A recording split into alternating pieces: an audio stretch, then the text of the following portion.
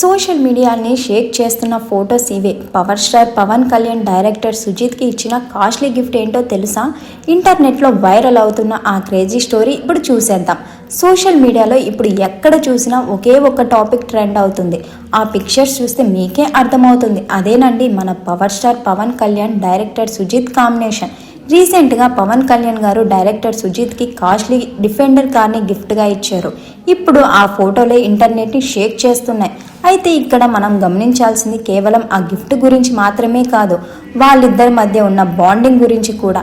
సాధారణంగా ఇండస్ట్రీలో హీరోకి ఒక హిట్ వస్తే నెత్తి మీద పెట్టుకోవడం, చిన్న ఫ్లాప్ వస్తే చాలు కెరీర్ అయిపోతుందని ట్రోల్ చేయడం చూస్తూనే ఉంటాం.